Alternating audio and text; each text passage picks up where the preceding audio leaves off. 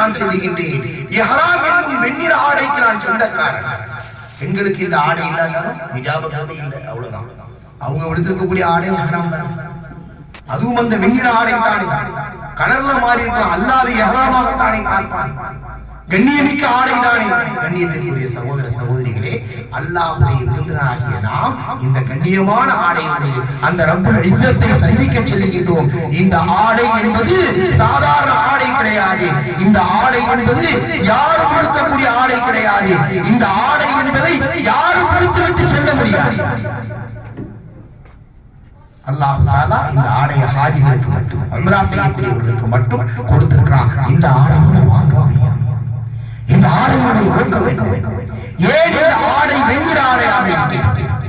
எதற்காக இந்த ஆடை அல்லாஹ் வெண்ணிறமாக ஆக்கினான்? உலகத்துல 50,000 கலர் இருக்கு. ஒரு கலர் 2 கலர் இல்ல. எத்தனை கலர்?